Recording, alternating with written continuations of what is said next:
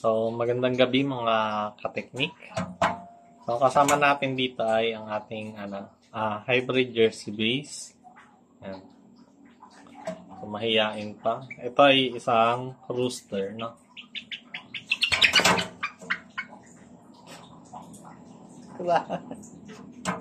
Halik.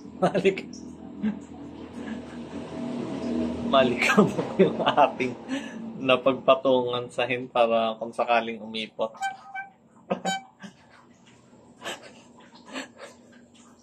Ayan. So, ito. Ayan. Okay. So, ito ay meat type at saka laying. Layer type. Yan. So, ito ay rooster na. Yan. Single comb na may kombinasyon ng P-comb. Yan. Hindi ganang kita. Malabo na kasi ang dilim eh. Yung ilaw din natin malabo eh. Tapos yellow feet siya. Yan. Yellow din yung skin niya. So para talagang Jersey Giant. No? Tapos ito ay less than 1 month pero ganito na siya katangkad. Hindi siya kasing laki ng Indio Gigante. Pero matangkad din siya na. Baka lumipad din na natin mahuli. Yan. So, ito. Malakas to mangitlog guys. Hindi siya araw-araw pero dire-diretso siya. No? Hindi siya tumitigil na pangingitlag. Halimbawa, diretso 2 months na. Ongoing pa. Umiitlog pa rin yung ating jersey base. No? Yan. Lakas talaga mangitlog ng mga hinito. Yan. Sa lasa, sa meat type, halos parang native. No? Tapos yung itsura niya, matangkad siya. Matangkad, tapos palapad din siya. No? So, hindi siya puro tangkad lang, palapad din siya. Tapos kung makikita nyo itong ilalim,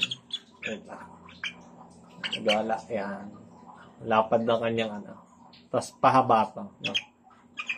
Tapos malaman, mabigat na. Ito siguro nasa na to. Nasa mahigit 1/4 na kilo kahit isang buwan pa lang. Yan. Laki na kanyang binti guys. Yan.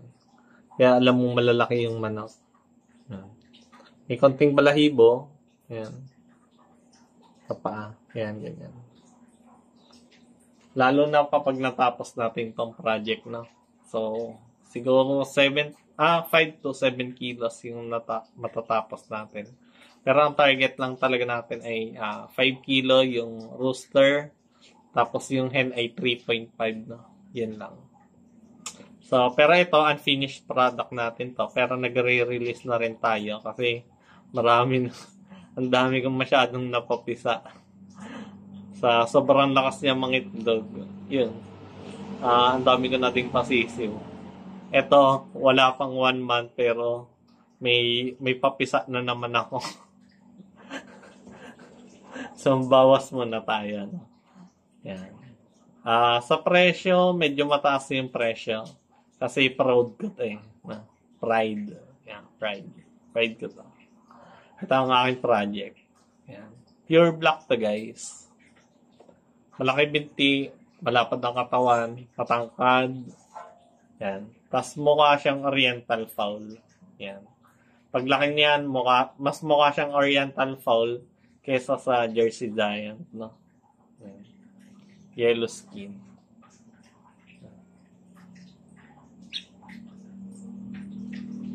So, yun lang guys. Sa gustong magpa-reserve, PM lang kayo. Yun lang. Bye-bye.